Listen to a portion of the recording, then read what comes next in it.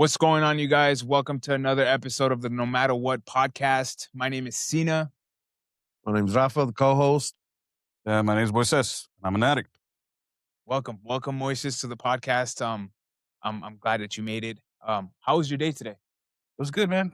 Just like every other day, I make sure I hit a meeting daytime and just try to take care of my dogs, try to stay focused on my recovery. 'Cause I'm one of those people that has to really stay focused on his recovery or who knows what the hell happened. Damn right. Yeah.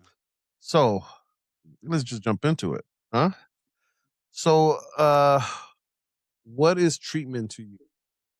Treatment to me is somewhere where you go and pick up a bunch of tools. You gotta have a lot of tools for this journey, man. And treatment was somewhere where like I could get back like into just what normal people like how the way normal people feel and what they do. You know, What's normal? normal someone that's not all hyped up on drugs. Like some. I'm not gonna say like I don't know what normal is, but I know it's not somebody that's doing drugs all the time. Like 24/7. Okay. So that's the right answer. But now I want Wait, hold on. What do you want? The wrong answer? no, I want no, of course not. It's like dig deep. No, yeah, no, yes. Like I want okay, let me ask you this. When you first got into treatment, what did you think treatment was? Um, Honestly, I thought it was gonna be like hospital beds, for everybody just like bringing you drugs to come down. Um, but it was very different than that. How many treatment centers you've been to? I only went to treatment one time. Yeah. And then did you get it after that one time? No, No? Why? no. Um, you know, I I still don't know exactly why I didn't get it, but it's I think it was like a journey I had to go through to be Yes. where I'm at today. You know, it was just I don't know why I didn't get it the first time, and maybe it's because I didn't do one of the most important things that I believe that you have to do now when you get out of treatment, and it's like you have to have a plan after. I didn't plan. I just left treatment and that was it. I didn't go to a sober living either. I went straight back home, and you know, I yeah, I didn't plan. So you didn't plan when you went back home. What did you do? Oh, I I think I relapsed 2 weeks after I was home. After 2 weeks, yeah, I was already back out after 2 weeks. So when you were at the treatment, you said, and this is why I say that, because we're amongst boys, right? Yeah, yeah. We clown, we talk, we have a good time. We don't want the generic version of this. We want you to be real, because we know. No, and the reason I say that, no, it's because hear me out. All right. Hear me out. Uh-oh. Because we all know there is things that we've been told, so we just like early in my recovery, I remember what I was told, like I just mimic it, right? Right, fake it till we make it, right? But obviously it wasn't, we struggled. Everybody struggled. I struggled early in my recovery. Cena struggled early in his recovery and still does, I mean, we all do. The Exactly. truth is we all do. So what I want is to like, because when you first started, as you said, you think treatment is to go and gather a bunch of tools, right? Yeah. So what tools did you gather when you first went to treatment? So just like a lot of things about like, say like they tell you, play the tape, like those all those things that All the cliches. yeah, Yes, all the play the tape cliches through. exactly. But those cliches are fucking true. Those are things that are gonna help you. They But help you a lot. the reason I say is because I know for me, it took many times, right? I mean, I've been, I think 5 or 7 treatments, and now that I've done a lot of these, 5 or 7 treatments is not a lot of treatments, but Damn, I mean, that's a lot. I mean, no, it's not from And the people that we, yeah, but some people you encounter have been like 40 times. it's not a lot 100%, compared to people that 100%. but the fact of the matter is that, like, I know moment of clarity. What is a moment of clarity for you? It's kind of like having that aha moment, like and then it's something where you're thinking straight. Can you remember a aha moment that you had? Yeah. I was sitting in my bedroom 8 hours into trying to shoot up and not being able to find a vein. Hmm. And it was I think it was more than clarity. That's when I actually was just like, I'm done. Like I was crying because I couldn't find a vein to get high. Okay. N- Now, did you get it then? Yeah, that was the last time I used. So What was it? That was when was it? You said? yeah. Oh, that was in on June 29th. I'm trying to Sorry, it was June 28th. I'm trying to I'm June trying 29th is to my put birthday. it together. Was that when Well, that's what I'm we go saying. eat dinner? Remember when we went to that street? Was it a Friday? No. I No. think it was a week or 2 weeks after No, 2 weeks after what? where we went and then ate dinner down the street, from that meeting on Fairfax. Oh, yeah, Um, that, I it remember what you're talking about. yeah, I was probably no, it was very close to that. It was really close to that because I had a few relapses, like, right next Yeah. to each other. Okay, So, so now how about, I don't know if, remember the last time you wanted to use? hold on. A few days ago? I mean, that's honesty, Yeah, a brother. few days ago, like Yeah, And for there's me, nothing wrong with yeah. it, you know what yeah, I mean? there's, it's, I mean, that's why I think a lot of people try to make it seem like they don't ever think about you. I think about it every day. But thing is that what's different now is that I don't obsess over it anymore. Hmm. Mm. You know, I don't obsess over it anymore. It's a thought, and it's gone within a few minutes. That's it, you know? Or you pick up a phone. Yeah, well, yeah, obviously I do that, but I used to call you all the time. Well, that's one of the that's one of the, I thought that would have been another moment of clarity for you. Can I share about it? Yeah, go ahead. Go ahead. That's what I wanted you to talk about it more, but I will. I mean, so what was that point, like that day? You share about it. So That day, what was it? 4 o'clock, 5 o'clock in the morning. yeah, the Go last ahead. time the last time, yeah. It was I think it was, like, 4 in the morning, Yeah. and I was like, "Who the fuck's gonna pick up their phone right now? It's 4 in the morning." So, I was like, "Well, Ralph hasn't failed me yet, so let me shoot him a call," and he picked up the phone, bro. But see, that wasn't, like, a moment of clarity for me, that was just, like, I had fucked up so much that I was like, "Let me just do what they said to do. Let me do what they said to do, and let's see if this shit works." See, that's it. You're absolutely right. But now I think that more is, I've done it so much this way. Let me try it this way. Yeah. See, because a lot of people when they come into treatment, they think like, I know.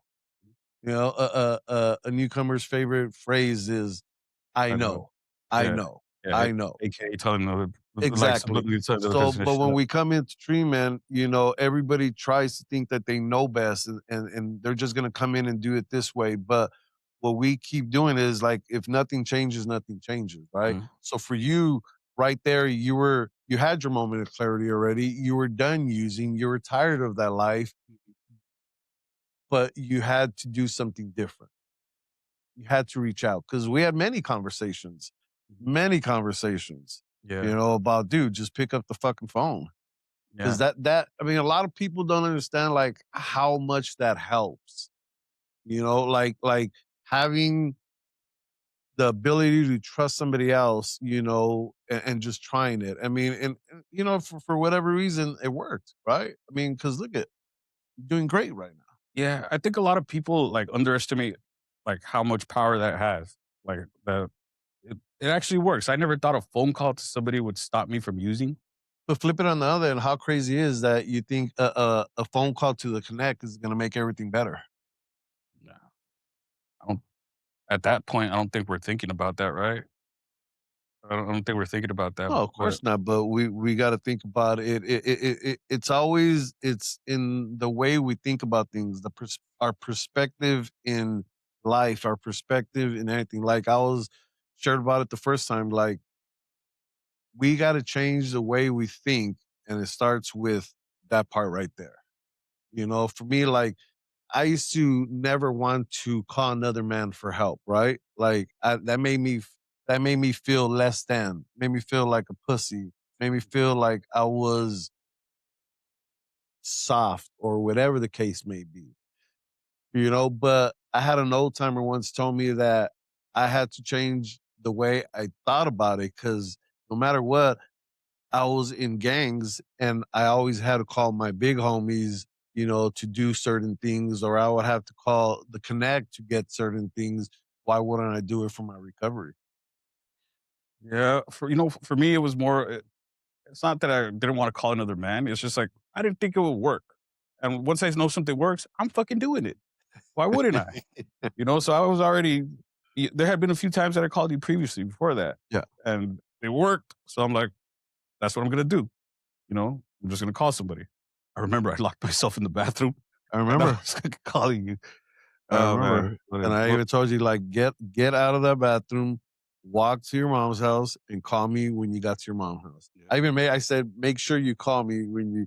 Even made me I take think a I even picture made of him take a myself with my picture. mom. Yeah, I made him take a picture with your mom, so yeah, I know you're there. Because yeah, it's just that's how much I care. That's why I just wanted to make sure, yeah, that you were okay. yeah. I was literally willing to get in my car and drive to your house, and Oh, so was Cena. yeah. Yeah. So what are the tools that you've learned in treatment? Oh man. So, like I just said, play the tape back. Play it back. Um, always reaching out to your support group. Um, Going man, to Korean barbecue. right? Getting some good food. Uh, but Okay. also having some, like I said, a good support team like that. Um, and putting me on the spot. I'm drawing a blank, but trust me, they come out when they need to. They definitely come out when they need to. But let's see what else. I'm forgetting all these cliches right now. It's okay. So how was your first time going to a 12-step meeting? Oh man, it was so. I went to some 12 steps while I was in recovery, not in recovery, but in treatment, and I wasn't really like I didn't think anything of it. Like I just like, oh, this is what we got to do to just because we're here. But like the first time I actually went and sat down and listened, I went to Monday Night Madness, and the crazy part is that like um oh shit. Yeah. Yeah, there was a speaker that I had previously heard at the IOP that I was at. My who was it? My therapist. My therapist was listening to it. I'm like, oh man, who's that? Who's that? And he's like, oh, this is this and that. This and that. And the crazy part is the day that I walked in there, that's the person that was sharing. You Huh. know, and I was like, I remember, and I sat down next to this other addict, and we were chopping it up a little bit. And yeah, I just sat there and I listened, and it was very attractive to me. Was it? Yeah, it was very attractive to me. More because I had already relapsed, and even though I was relapsing and everything, I didn't want to be there anymore. I didn't want to like I knew that Wanted something I different. had already got the taste of what like it felt to like be able to think clearly again. So it was just like, yeah, I don't want this anymore. Like, I don't want this anymore. And I knew that 12 steps work. They work because they worked in so many people's lives. So it'd kind of be stupid to think that it wouldn't work. But my mentality was that I don't know if it'll work for me. I don't know if it'll work for me. Like that's where I was at. But Because we all think we're unique and we're different. yeah, yeah, exactly. So would you say that this program was a program of attraction rather than promotion? Yeah, yeah, definitely attraction because promotion wouldn't have got me to keep going back. It was definitely attractive. Attractive. Like there's a lot of people that honestly, there was people that were excited that they looked like they were having the time of their lives, and I Smiling, smiling, yeah, laughing, yeah, having a good time, yeah, not high. yes, exactly, You exactly, and thought they're like it was this has to be fake. I'll tell you, man. I'll tell you. The first time I went to a meeting, people were hugging up in each Yeah. other, and I didn't like I believe was any like, of it. I was like, hey, man, I didn't want that. I'll still remember the person that gave me that first hug. I still remember the person that gave me that hug, and man, I'll tell you what, that hug felt so genuine. Like it felt like it was like there was something behind that hug. I still remember it. I jam him up all the time when I see him. I'm like, hey, remember you gave me my first hug, bro? He's like, yeah, I remember. That's a special thing. Yeah, it Yeah, is. It really is. And some people don't realize how special it is. Like I remember during the COVID, tough times. I've heard, man. I've heard that it Tough changed a lot times. of things. Tough times because a lot of it you don't realize how much a hug at a meeting feels so good until you miss it. You know, during all doing all those meetings, Zoom, Virtually. yeah, virtual meetings. I mean, it was you know what, we had to do what we had to do. Addicts are very resilient. We figured out a way to continue the meetings, but there was nothing like just a real meeting to go Yeah. to get that hug. I don't know, man. Yeah. I think that was the thing Yeah. that I during that moment, during that time, while we were, in bed watching, these squares talk and, like, I kinda missed that, like, giving that that not that, like, one tap hug, but that 5 seconds, a minute hug, and I'm just like, "Listen, bro, maybe you understand what I'm going through right now, but I don't want this hug." You know what I mean? Like, so I see that now. I absolutely do. Um, Now that you've been clean so far, right? How is it going to 12-step meetings? Um, some days I'm like, hell yeah, let's go. Especially with my home group. You know, when it's time to go to the home group, I'm excited, but I'm not even gonna lie. Sometimes I don't want to go. You know, And that's okay, because we just talked about it in our other podcast. It's doing it even though we don't want to. hmm yeah. You know, it's not like there's it's not a bad thing, you know, because of course we sometimes don't want to go to meetings. Sometimes we have a long day of work, and now we have to go to meetings, and then we have to go home and take care of X, Y, and Z. The feeling that us not wanting to go, it's normal feeling. But you're of service when you go to meetings, right? Yeah, So let me ask you something, right? Whenever you're in your head or and, like, you don't wanna go to a meeting, right? And you show up to that meeting and you fulfill your commitment at that meeting and you're of service, how do you feel after? I mean, needless to say, I feel awesome, but I've never gone to a meeting and felt shitty when I left. Yeah. Never. That's never happened. It's never like, oh, this meeting sucked. I'm out of here. Never. So yeah, just Saying that's what they say. And initially, when you don't want to go to a meeting, and you force yourself to go to a meeting, that's usually the meeting that you get a lot out of it. And even we all go to meetings, right? And we all go to meetings together, and it's never a dull time. exactly. Whenever we're always around, there's always laughter, hugs, talking shit, clowning, Korean barbecue, not Korean barbecue. You know, I like breakfast, but somebody likes Korean barbecue. That's fine. But No. yeah, I mean, Wait, you're sounding like like you guys hate it. Hold on, no, right? no, Hey, nobody your said we spot. hate it. Hey, your spot. Jeez. Damn, dude, damn. Nobody said we hate it, you know. But that is like, you guys ever seen? I mean, I know I'm aging myself, but that show Cheers. Of course. You never seen Cheers? No, no, Oh off my topic god, though, he's but never seen Cheers. no, I have not. Please message him and talk shit. He's never seen Cheers. But the theme was going to a place where everybody knows your name.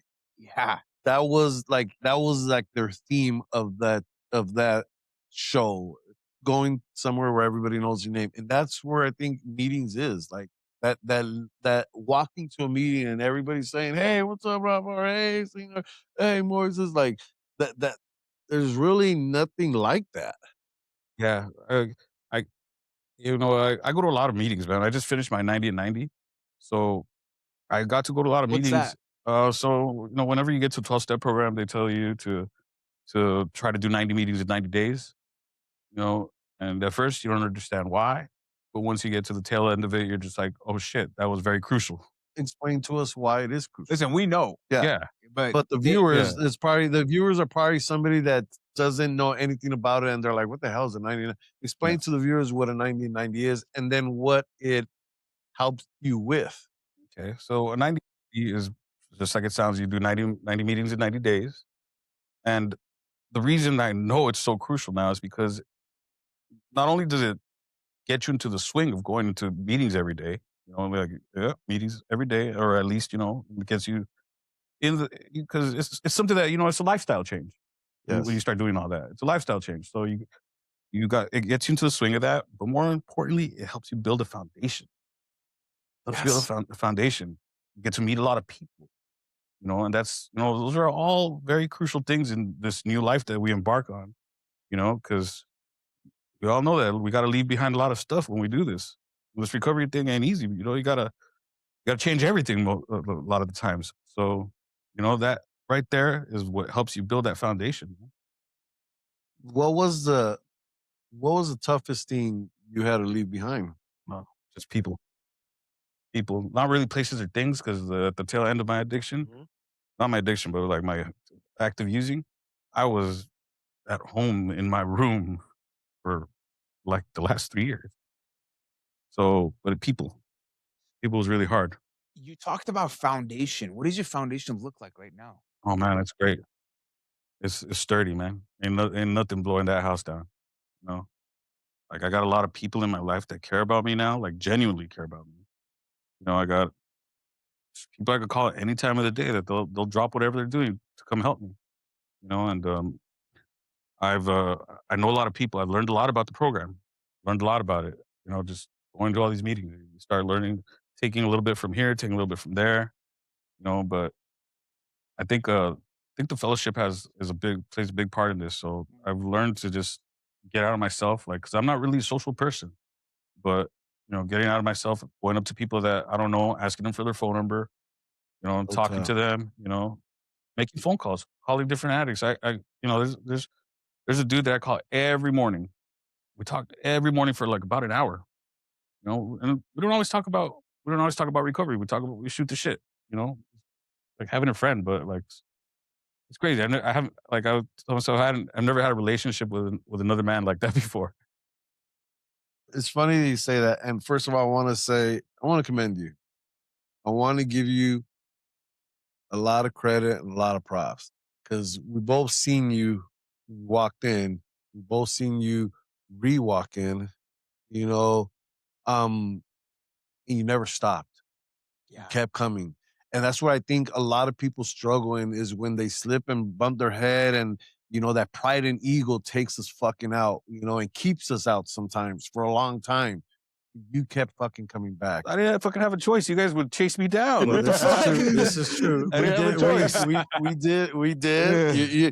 But the truth of the matter is, you did, Yeah. Yeah. and you kept coming, and you continue to come, and you are of service, Heavily. to our home group, and you do what is suggested around here. You go above and beyond.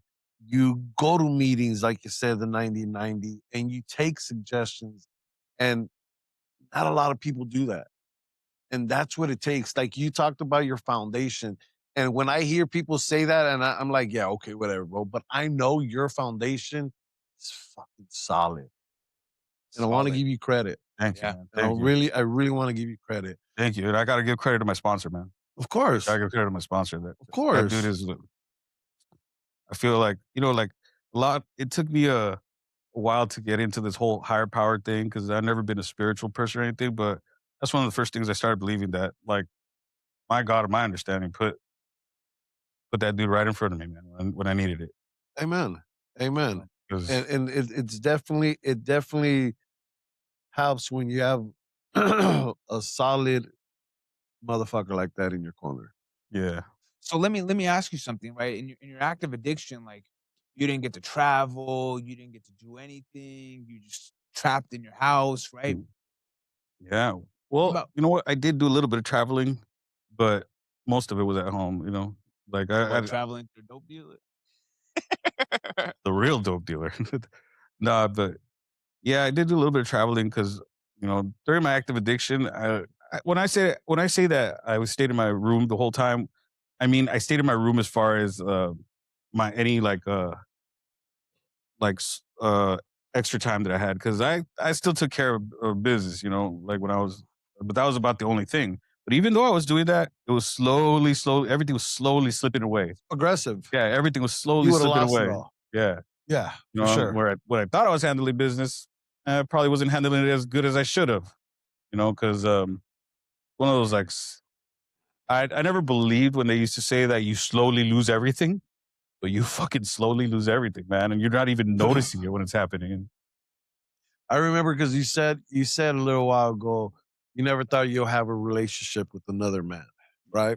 And I remember one of my old sponsors, he shared this, and I was fairly new, right? And I heard him share at a meeting at a podium. He was sharing how he just got off the phone with this sponsor.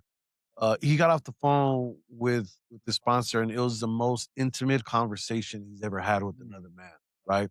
And at the time, I was still fairly new, and I was like, that shit sounds fucking corny as fuck, right? Like intimate conversation. See, because what I thought intimacy or an intimate conversation or just intimate, that I put that with obviously sex, right?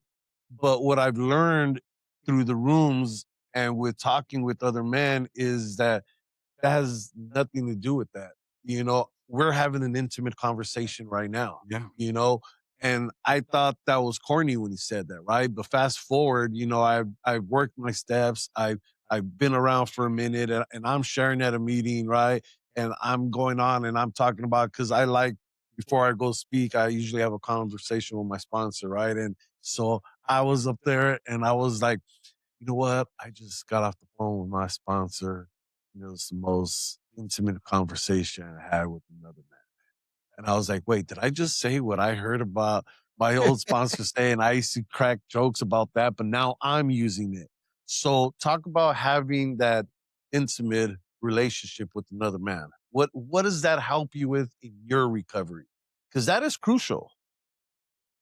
It- It's like having a having a connection with somebody else, man. Having somebody that you guys. It sounds weird, but you vibe with them, like, and they get you.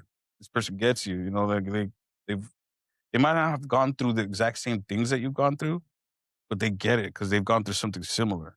Yeah. So, Similarities, yeah, yeah. Focus on the similarities. not the But differences. yeah, That's yeah, what a lot of us try to do. yeah. But it's somebody I can go vent to. Like somebody that I can tell whatever the fuck's going on in my life, and I'm not gonna be judged. I'm not gonna be like yelled at, or I'm not gonna be like being comfortable. It's just like a certain level of comfort that I know I could go tell this dude anything, and he's either gonna give me advice, gonna laugh because it's funny, or it's just it's Or he's comfort, gonna man. direct you somewhere to where you could get that. Yeah, exactly. Hmm. I think that's amazing. That's what a sponsor should be. You know. Mhm. Um. So now looking at when you were in your active addiction, what what would you have told yourself before? Oh man. Oh, dude, there's a plethora of things I would have told myself. Let Like, us know which one, so or let the viewers know. the first one would be that it ain't fucking worth it. Mm. It ain't worth it. It's not worth it. Whatever you're doing now is just gonna fucking put you in a place you don't want to be. Snap out of it. Like anything just to be able to stop, man. And like, like when we're out in active addiction, we're numb to everything. Mhm. We're just numb to everything. And it's like it kind of feels like you stop being human, Huh. So it's like, yo, what are you We're in the doing? animalistic. Yeah, Yeah. yeah. It's like you don't care about anything anymore. Like I didn't care about my parents. I didn't care about fucking all these friends that I had that that I thought were friends. Like, yeah, friends, exactly. They weren't that much of friends if I was able to let go that easy. Like I know like the people that I have in my life now, it wouldn't be easy to let go of. Yeah, because we'll hunt you down. Yeah, Yeah, we yeah, wouldn't even let you. yeah. We told Well, you. I already know that part, We but we told you. yeah, if the program did anything, it made me doing drugs not fun anymore. 'Cause all I did was think about you guys and and other people. Well, that's what they say in the program. I mean, Yeah, of recovery does one thing is gonna fuck up your high. yeah, That's actually Yeah, so true. it I is. remember is. It is. I have a story about this. I was doing my do right Mhm. in a bathroom, and while I was trying to do it, I would hear, "We don't pick up or use no matter what. Keep coming back." You know what I mean? And it would be this individual that's in a, in a meeting in Santa Monica, right? That has some clean time, and, like, his sayings will, like, fuck up my high. Mm, And I'd be like, "Man, like, this is not even worth it anymore." You know what I mean? Like, I would just I would hear those, Mhm. cliches, and Yeah. I'll be like, "Man, like, this is just Yeah. killing my high, Yep. killing my high," So, like, that is true, and it it does. My It sponsor used to say, used to tell me, "Hey, next time you relapse, we're gonna jump you and throw basic text at you." yeah. I just imagine basic text. Yeah, Instead of stones, it's gonna be basic text. yeah, And it were yeah. yeah. So Yeah. it's all So good. I have a similar story, um, as far as it fucking up your high. Because I am that addict that took 2 dirty chips. Um, and I didn't wanna come clean, again, because of pride and ego, right? Mhm. I didn't wanna come clean. I continue saying, "Yes, I'm clean, I'm clean, I'm clean." And it took what it took for me to come clean and say I drank, right? And it took this old timer sharing at a meeting, right? She hadn't been there for a while, because of work and stuff like that. And she went up there and she was celebrating, and she shared about her first year uh that she had took a dirty chip, right?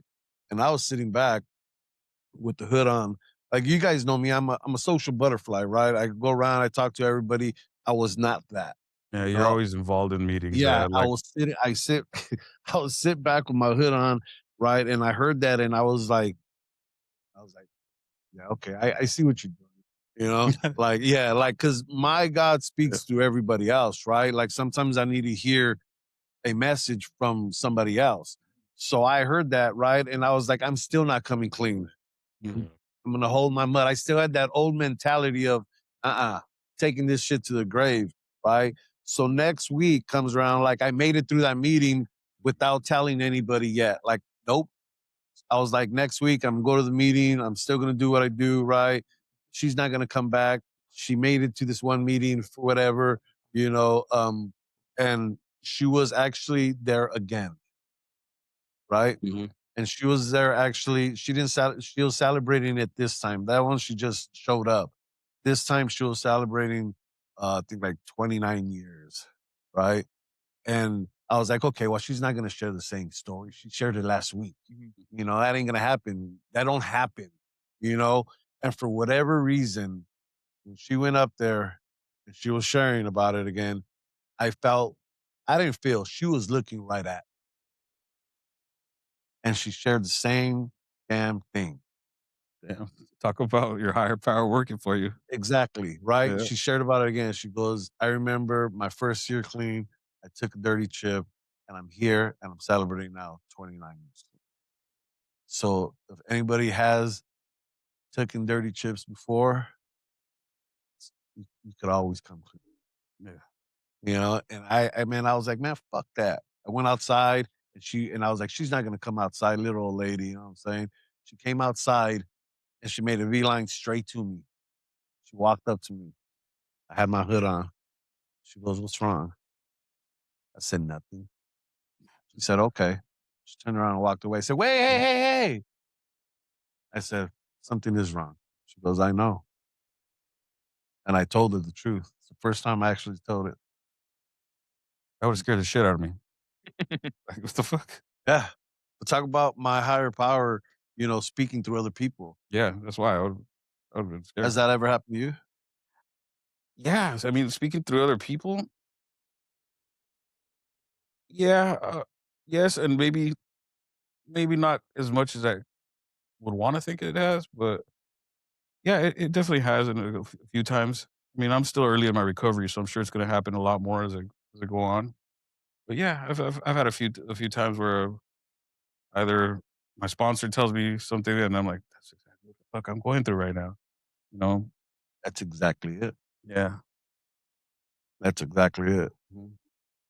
I mean, I've always been taught that if I hear from three different people, The same thing. Yeah. It's got to be true. Yeah, it gotta be true. It's got to be true. Yeah.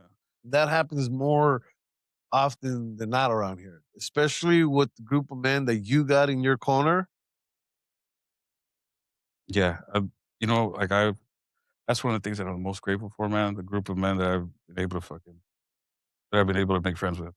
Because, like I told you, the hardest thing was leaving other people behind, but wouldn't trade it in for the world, bro. See, look at it like this. Like, I understand how hard that was, right? Like, but behind some of the toughest decisions and with action that come behind those decisions come the ones with best rewards behind them. Like, you left those friends that you thought were friends and look at what your higher power gave you. Yeah. Yeah. That's basically touching on exactly what you just said. See, but you know? that's how it is, right? Like when you get clean, like you gotta change everything. Yeah. You know what I Mhm. mean? Like people, places, and things, right? Like I can't I can't hang out with my old buddies while they're getting high, like thinking that I'm not gonna dibble and dabble into it, right? Like, I tried that. Doesn't yeah, work. you Doesn't know, work. and you know what's crazy, man? Now it's like the men and women in recovery, I like my contacts is people that are only in recovery. You know what I mean? Like it's not people from, my old high school buddies, Like you know what's crazy actually? I got a message about a week ago from an old high school buddy, right? And he goes, "Man, you turned out to be lame." And I'm like, "Why? Because I'm not responding to your bullshit?" You know what Yeah. I mean? Like Yeah. like like just because I don't fuck with you or I don't talk to you, I'm sorry, man. Like my family, recovery, and my life come first. Like I don't you know what I mean? Like Yeah. that's just how it is. Yeah. Like that's just how it is. And it sucks that my old using buddies are still out there ripping and running while I'm living this beautiful, amazing life. You know what I mean? Um, but that's just how it is. I think it takes like a while to realize that, that you do have to leave everything behind. It takes a while. Like I didn't sometimes I still like think that I don't have to leave everything behind, but then like, those tools kick in and it's like, no, you gotta leave everything behind. Yeah. You gotta leave Because everything behind. when I was new in my recovery, like within the 30 to 6 months, like I was still acting out on behaviors. Oh man, You know what I mean? bro, I that's like one of the that's where I'm in my recovery. I'm barely getting to all that where I'm like, this isn't just about drugs. Mm. It's something. There you go. You gotta change your life. You gotta change your habits. You gotta change everything. You pretty much have to become a different person. You gotta become the person you always wanted to be. Yeah. You If know, the drugs don't kill you, The the lifestyle lifestyle will. will. Mm. You know? And I I- and I had to understand what that meant. Mhm. Because well, I'm not using drugs, but Mhm. hey, I might be taking $20 or I might be going to a store and stealing, you know what I mean? But that's gonna catch up to me, That's gonna catch up to my thinking to be like, "Hey, it's okay for you to go rob this person. Might as well be okay for you to go get high." and like I'm barely realizing that like I substitute things. Mm. I'm not doing drugs anymore, but I'm overeating. I'm overeating. I Well, was su- I was always taught that you put down the pipe and we pick up a fork. yeah, Yeah. yeah, but it's like We're picking up 2 forks? yeah, like Yeah. more than two Trust me, forks, I'm there man. with It's you. like Korean barbecue, I'll yeah, pick up 5 forks, you know man, what I and I'm mean? right there with you. yeah, like with me, I had to be a big problem I was having when I barely started my recovery is like I was having a big problem separating sex and drugs. Absolutely. Mm. See, Huge now problem. now we're getting Yes. somewhere. Now we're because see, earlier I asked you about a question of what was tough for you to give up. See, and this is just because I know you, right? But I didn't want to introduce that until you did. But now that you said that, so explain that to the viewers because that's a big part of when we first get clean, right? And you touched on 2 things I want to touch on was about the drugs was not our problem. It was a symptom to our Mhm. problem, which our problem was Yeah, it's addiction, man. It's a is problem. self. Self, yeah. So now we substitute one drug and we substitute it with sex, Yeah. women, right? Yeah. So how has that been? So early on, a couple of my relapses, that was it right there. We have many conversations Yeah. about that. Yeah. So I made a decision to be celibate for a little while. Yes. Um, that has changed. I'm no longer celibate, but now I'm Why? realizing why. Oh man, just because I I'm not even gonna lie. I have a sex addiction too, So, and it took me a long time to realize that. Like, I didn't realize how bad it was until even now, just now. Like, I was talking to my therapist about this just a couple hours ago. Um, it's it's like using drugs, man. You start. No, I had never been late to my home group. Never been late to my home group. A couple weeks ago, maybe about 3 weeks ago, I was late for the first time. Was it behind? Yes, Uh, yes. There would be no other reason I would be late. And the simple fact that I'm saying that there's no other reason I would be late. That's crazy, man. Like somebody that's an addiction. how did that make you feel? Uh, well, irresponsible for one. Irresponsible because I have commitments. I almost failed that commitment. And one thing I learned around here is when you commit to something, you got to do it. And I almost didn't make it on time for my commitment, but luckily I did. I ran in right before it started, and that and it just makes me like really starts the gears start turning there, because like I never had to address these things before in my life. Because we didn't care. Yeah, We were just fucking yeah, All we cared about is getting yeah. high. yeah, And getting high and being with women, that goes hand in hand, Yeah. yeah. right? Hmm. But now I'm gonna say this because you are, like you say, early in Yeah, recovery. very early. So, but I want you to understand this. Just the fact that you're realizing this and that you're understanding it and that you're pointing it out, fucking phenomenal. Like me at that stage, I wouldn't have give two fucks about it. So just understand that. Like, cause this is not your disease, our disease wants us to fucking minimize or like fucking belittle ourselves, like Yeah. fuck, like I'm this, I'm that. Self-sabotage. Yes, you're human. Made a mistake, or whether you didn't make a mistake or whatever, technically you didn't even make a mistake because you still made it there on time. But Yeah, the fact that you're so hard on yourself, that just tells me how much of integrity 100%. and character you have. thank you, And that early in your recovery, again, fucking beautiful. thank you guys, man. I I like to say I'm around a lot of heavy hitters that I really respect, and I learn quick. That's a good thing for me. I learn quick, so I pick up stuff fast, and I just pick it up from a lot of people that I'm around. Yeah. It's a beautiful thing, man. It is. Yeah. It absolutely is, man. And like, just like how Rafa was mentioning in the beginning, like we've seen you come through those doors. You know what I mean? And the man that you have become is incredible. Yeah, don't Is even cry, incredible. dude. Because when I was at your clean time, I was a um Yeah, dirtbag, yeah. Me too. until I met my wife, and so that's how our disease works in our lives.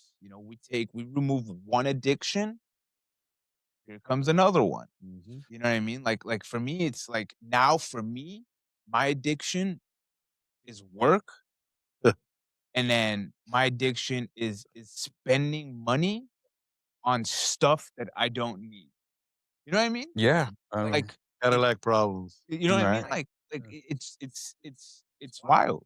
Yeah. Like I don't know. Like now, like thinking about it now, and after you had this conversation and you spoke about it, like I just bought glasses, right?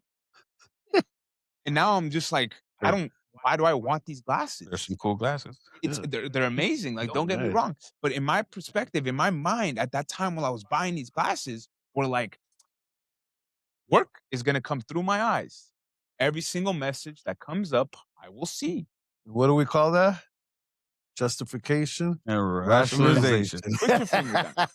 I don't wanna hear it. You know what I mean? So it's Yeah. yeah, we make fucked up decisions, even being clean. Yeah. But it's about learning from those decisions and not making that same mistake one more time. You know what I mean? Yeah. So like it's like I see who you are. I am grateful to call you my brother in recovery. I really don't bring my kids around individuals, you know what I mean? Or like people to my family. You're, you're more than welcome to come. You know what I mean? Thank Like you. that's just because I know who you are. You know what I mean? Like I know who Moises is. Um Rafa on the other hand is like a different subject, man. Don't let them fool you. So I'm You know, talking to you now. Don't let them fool you. one of the biggest gifts that we get through recovery is that we get to start looking into ourselves and we get to start fixing all aspects of our life. Mm. Every single thing. Everything everything that we flinch at that we're just like, I don't like that about myself. You can actually start working on that now. And dude, like I've done like a 180 as far as like my whole life. Like, before like I was a wreck with finances, man. It didn't seem that way because I was selling drugs. So I could spend money on whatever I wanted to, but money's not money doesn't flow in like it used to. But I've learned to like budget, even though I've been doing horrible these last couple of weeks because again, Korean barbecue? one of my other addictions is getting in the way of me keeping a straight budget. So but yeah, man, there's something to be said about fixing yourself and being able to point out the defects that you have that you want to fix. It, we all have a vision of the man we want to be, Mm. and it's beautiful to actually be able to work at it. So for the viewers that are probably sitting at home scrolling their phone, another addiction. Uh, I'm not on social media because of that. Exactly. What type of advice would you give somebody that is considering coming to treatment or considering to go to meetings? What type of advice would you give them? Give yourself a chance. Give yourself a chance. You never know what blessings this can bring you. Like, give yourself a chance. Get out of yourself as far as, like listen to others. Like get out of yourself. Don't think you know everything because that's how I was. I thought I knew everything at first. It took a group of men to show me that I'm not, that I don't know as much as I thought I knew. Um, make sure you get a team, man. You need if you're a woman, get yourself a group of good women. If you're a man, get yourself a group of good men because you can't do this on your own. Nobody can do this on their own. You need a group of good men to be able to keep fighting the good fight in this thing we call recovery, man. So this is called the No Matter What podcast. I think it's a great idea for that to be the last question. What does no matter what mean to Moises? And to me, it means I'm not going back to that old life no matter what. And there's a lot of things that I have to do to make sure that doesn't happen. No matter what, you don't go pick up. No matter what, you don't use. No matter what, you don't do those scumbaggish things you used to do. You don't manipulate people. You don't, I can keep going on with that list. But no matter what, you keep on that straight path that you're on. Yeah, you just gotta always remind yourself that no matter what, you don't want to be that person anymore. You know, I don't want to be that person anymore. So Amen to that. Go ahead, Cena. Go ahead, Cena, huh? man, it's an honor and privilege to have you come out and Amen. Thank you. Thank you for having me, man. be on this podcast, man. Like I said, I'm very grateful for you. You know, there goes your phone. Again. That's another addiction right there. I'm very grateful for you. I'm very grateful for this relationship that we have created. Um, Viewers, if you or your loved one are struggling, there's links in the description at the bottom. Feel free to reach out to them. If you do not want to reach out to them and you want to type in the comments, feel free and someone will get back to you. Peace and love.